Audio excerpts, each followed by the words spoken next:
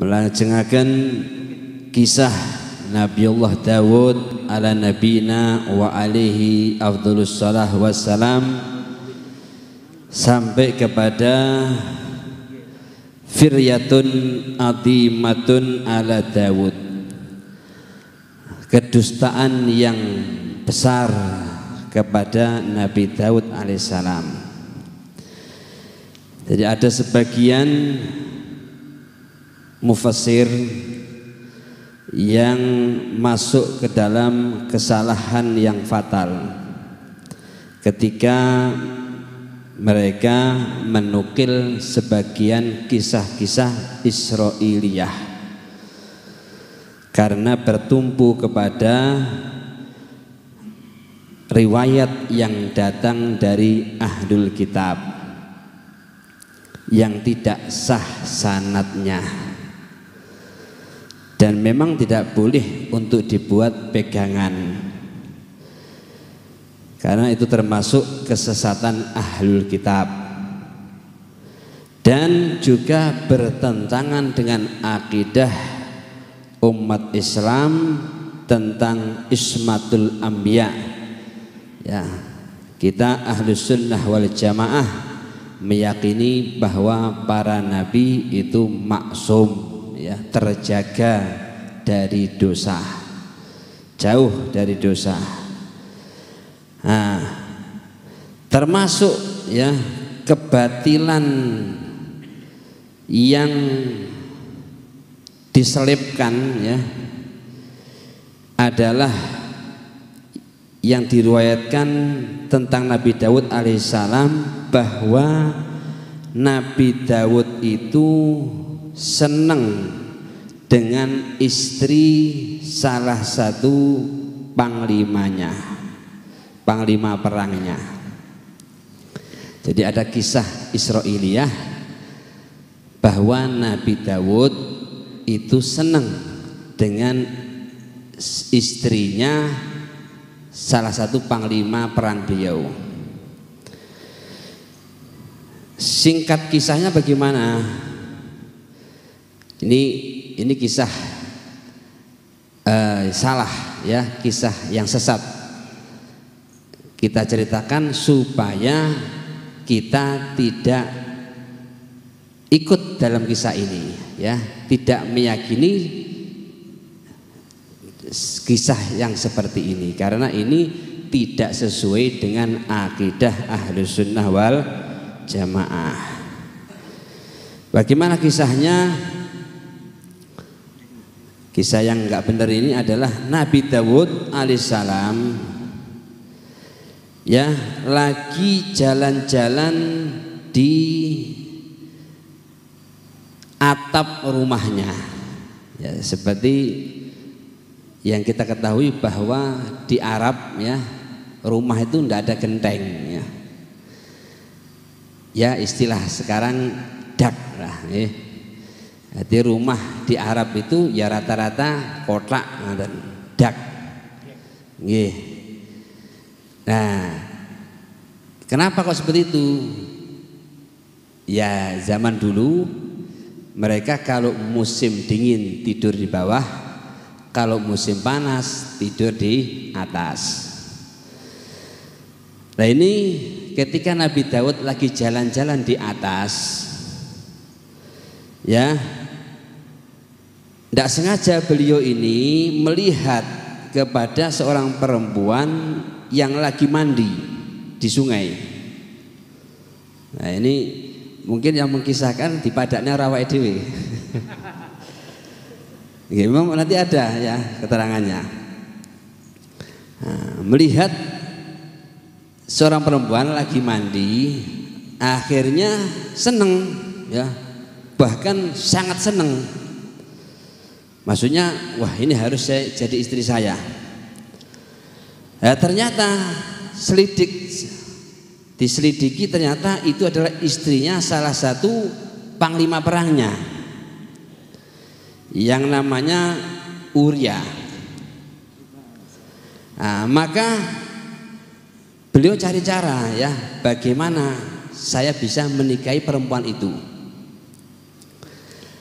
Akhirnya si panglima ini dikirim perang, ya, dikirim perang tujuannya ben perang ben mati. Nah, kalau mati, nah, rondone di rabi. Nah, akhirnya betul ya dikirim perang. Bahkan ya beliau berpesan kepada pasukan, nanti kalau panglimanya maju kalian mundur. Jadi ben mati koyol ya tadi. Bintang mati. Nah, bahkan ya lebih parah lagi ya, yang kisah dari ahli kitab. Jadi di kitabnya mereka ada ini ya, bahwa Nabi Daud itu ketika suaminya lagi tidak ada, jadi suami dari si wanita itu nggak ada, itu Nabi Daud ya, ya ibaratnya nemui perempuan tersebut. Nah, bahkan mengatakan bahwa Nabi Sulaiman itu adalah ya lahir dari perempuan itu. Jadi dari hubungan Nabi Daud kepada perempuan itu akhirnya lahir Nabi Sulaiman. Dan ini adalah ya sesat dan dusta. Dan orang yang membaca di kitab-kitabnya Ahlul Kitab akan mendapati banyak sekali ya menisbatkan nabi-nabinya kepada dosa-dosa besar. Tujuannya apa? Tujuannya untuk ya membersihkan diri mereka. Membersihkan diri mereka ketika mereka melakukan dosa besar. Loh, Nabi saja melakukan dosa besar, apalagi kok saya orang biasa, yo maklum. Nah, jadi dia mencari dalil ya pembenaran supaya dirinya ketika melakukan dosa besar itu ya mencari pembenarannya dengan apa? Dengan membuat kisah-kisah yang dusta ya tentang nabi-nabi yang suci bahwa mereka melakukan dosa besar. Na'udzubillahi min dzalik.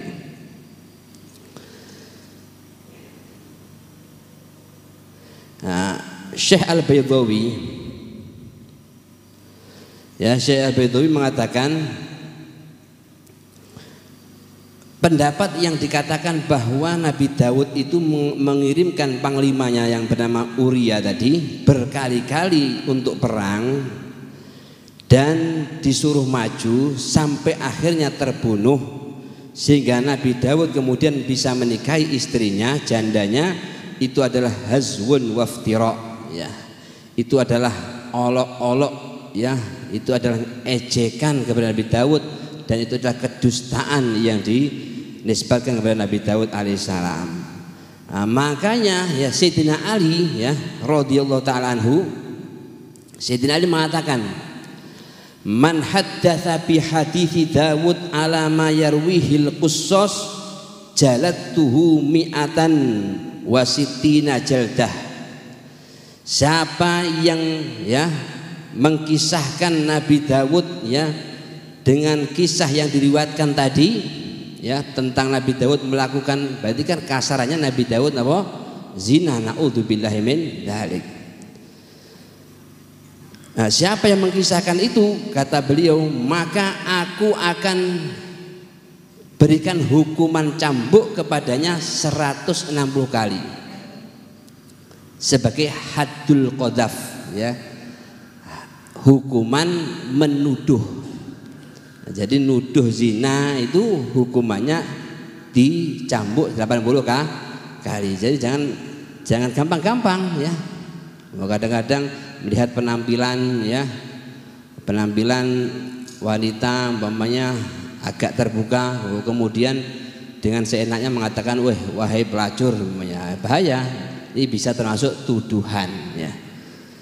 Ya, menegur bagus ya, ditegur ya, diingatkan bagus, tapi jangan sampai ada ya kepada menuduh pada zina.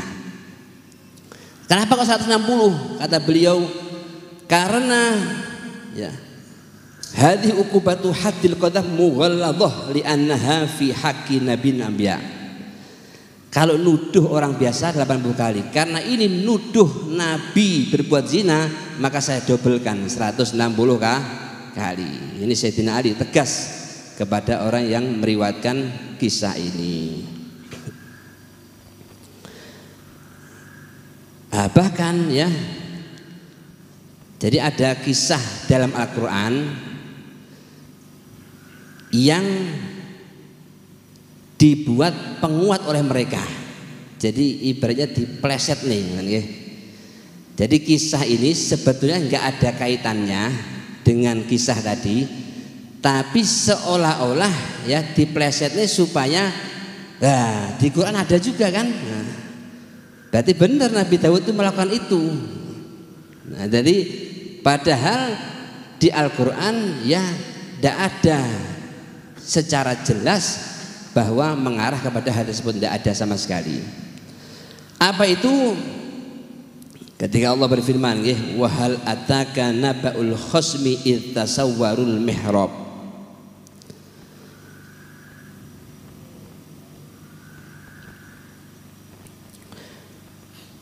Wahal ataka naba'ul khasmi id tasawwarul mihrab. Dan apakah telah sampai kepadamu berita orang-orang yang berselisih ketika mereka memanjat dinding mihrab? Nah, sebagaimana kita kisahkan kemarin ya, bahwa mihrabnya Nabi Daud itu dijaga 360.000 pasukan. Jadi Nabi Daud ini ya, beliau punya kebiasaan bahwa beliau itu waktunya dibagi ya, sehari untuk ibadah, wis sedino ibadah tok nggih. Nah, besoknya lagi sehari untuk qadha, untuk apa? Untuk menyelesaikan hukum ya, orang-orang yang berselisih ya, nanti akan diselesaikan oleh beliau. Nah, hari berikutnya wa yauman lil wa'd wal irsyad. Nah, hari berikutnya adalah untuk beliau ceramah, ngasih nasihat kepada umatnya, kepada kaumnya. Nah, hari berikutnya lagi adalah khusus untuk dirinya. Nah, jadi ada hari khusus beliau ibadah ya, ada hari, satu hari untuk menyelesaikan permasalahan ya, orang yang berselisih, satu hari lagi untuk apa? Untuk memberikan nasihat wejangan. Jadi beliau bagi harinya seperti itu. Jadi kalau sudah datang harinya beliau ibadah, harinya beliau ya hanya munajat kepada Allah, maka pada hari itu beliau enggak terima tamu. Nah, lah ketika pada hari itu ya tiba-tiba wahal atakan naba'ul khasmi, dan apakah telah sampai kepada berita orang yang berselisih id tasawwarul mihrab, ketika mereka memanjat dinding mihrab. Mihrab yang dijaga dengan ribuan pasukan tadi, tahu-tahu ada ya bisa orang masuk. Nah, sehingga Nabi Daud kaget ya, wah ini siapa ini kok bisa masuk? Ternyata itu malaikat nguji kepada Nabi Daud. Iddakhalu ala Dawuda fafazi'a minhum. Ketika mereka masuk menemui Daud, lalu dia terkejut karena kedatangan mereka. Ya, kenapa kok terkejut? Ya, ini sudah dijaga, kok tahu-tahu bisa masuk. Beliau khawatir ini punya niat buruk. Qalu la takhaf. Nah, mereka orang-orang ya, dua kelompok orang yang berselisih ini mengatakan la takhaf, jangan takut, janganlah takut. Khosmani bagha ba'duna ala ba'din fahkum bainana bil haqqi wa la tushtid. Kami berdua ini sedang berselisih, sebagian dari kami berbuat zalim kepada yang lain, Maka berilah keputusan di antara kami secara adil dan janganlah menyimpang dari kebenaran, serta tunjukkanlah kami ke jalan yang lurus. Apa perselisihan mereka? Inna hadza akhi lahu tis'un wa tis'una na'jatan waliya na'jatun wahidah faqala akfilniha wa azzani fil khitab. Apa permasalahan dua orang ini? Sesungguhnya saudaraku ini punya 99 ekor kambing betina dan aku hanya punya seekor saja. Lalu dia berkata, serahkan kambingmu itu kepadaku. Dan dia mengalahkan aku dalam perdebatan. Jadi maksudnya wedhusmu sing siji wis wekno aku pisan ben wedhusku genep 100. Nah, katanya itu lho wedhuse siji. Wis wedhus siji sampean wis duwe wedhus 99. Kok jek njaluk wedhusku sing hanya 1. Maka dia mengatakan qala laqad dhalamaka. Dijawab oleh Nabi Dawud, bisu'ali na'jatika ila ni'ajih wa inna katsiran minal khulata'i la yabghi ba'dhum ala ba'dhin illa alladhina amanu wa amilus solihati wa qalilum ma hum wa dhanna Dawudu annama fatannahu fastaghfara rabbahu wa kharra raqi'an wa anab. Nabi Dawud berkata, sungguh dia telah berbuat zalim kepadamu dengan meminta kambingmu itu untuk ditambahkan kepada kambingnya. Memang banyak di antara orang-orang yang bersekutu itu berbuat zalim kepada orang lain, kecuali orang-orang yang beriman dan mengerjakan kebajikan. Dan hanya sedikitlah mereka yang begitu. Dan Dawud menduga bahwa kami mengujinya, maka dia memohon ampunan kepada Tuhannya lalu menyungkur sujud dan bertaubat. Nah, ini diplesetkan bahwa oh Nabi Dawud itu punya istri 99 ya. 99 lihat tadi panglimanya istrinya cuma 1. Lagi wis bojone 99 kok jek njaluk tambah siji ya. Nah, jadi dipleset ngoten nggih. Jadi Nabi Dawud istighfar wau ya karena merebut kepada istri orang lain. Nah, padahal dalam ayat ini jelas nggak ada ya menyinggung hal itu, tidak ada sama sekali. Lah kenapa kok istighfar ya? Kenapa kok istighfar? Wala'allahu iradatul fatki liman tasawwaru alil mihrab haitsu dhanna bihi musyarr wasu fa arada qatlahum. Jadi beliau istighfar itu karena beliau menduga orang-orang tadi punya niat buruk. Kan mihrabnya dijaga. Dan itu adalah waktu untuk beliau khusus ibadah. Kok tiba-tiba ada orang yang bisa memanjat ya dinding itu masuk ke dalam mihrabnya beliau. Nah, maka beliau punya dugaan ini pasti punya niat buruk. Ternyata setelah mereka mengatakan ya mengungkapkan maksudnya, beliau kemudian istighfar. Istighfar dari apa? Dari tadi punya dugaan buruk sehingga beliau akan memerintahkan pasukannya untuk membunuh orang ini karena dianggap punya niat buruk. Jadi bukan, tidak ada kaitannya dengan yang tadi.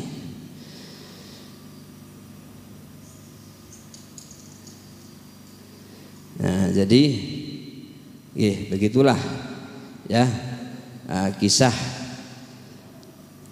yang perlu kita waspadai ya. Jangan sampai kita meyakini kebenarannya maka kita terjerumus ke dalam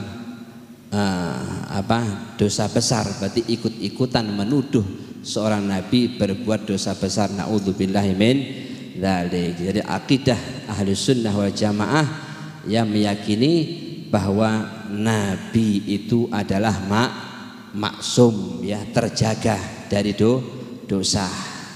Terjaga dari dosa. Lalu bagaimana seperti Nabi Adam Nabi Adam itu bukan berbuat dosa ya, tapi itu berbuat salah ya. Salah dalam berijtihad. Orang ijtihad ya, kalau salah masih dapat pahala, dan juga itu min babi hasanatil abror sayyiatil muqarrabin. Untuk kelas abror sudah bagus, tapi kelasnya muqarrabin ya itu masih dianggap buruk. Dan masih ditambah lagi bahwa Nabi Adam itu sudah diciptakan menjadi khalifah, bukan fil jannah tapi fil ard. Allah kan sudah menciptakan Nabi Adam untuk menjadi khalifah di bumi, bukan di surga. Jadi ya tidak ada nabi, seorang nabi pun ya yang melakukan dosa. Kenapa? Karena dia sudah maksum, dijaga oleh Allah Subhanahu wa taala. Bahkan sebelum dipilih ya, sebelum diangkat dari nabi sudah dijaga dari kecil ya. Karena sudah dipersiapkan akan menjadi pembawa risalahnya Allah Subhanahu wa taala. Mudah-mudahan Allah jaga akidah kita, jaga iman kita dari hal-hal yang tidak pantas untuk para anbiya yang suci ya. Mungkin itu saja yang bisa disampaikan. Kurang lebihnya mohon maaf. Hadza min afu minkum. Assalamualaikum warahmatullahi wabarakatuh.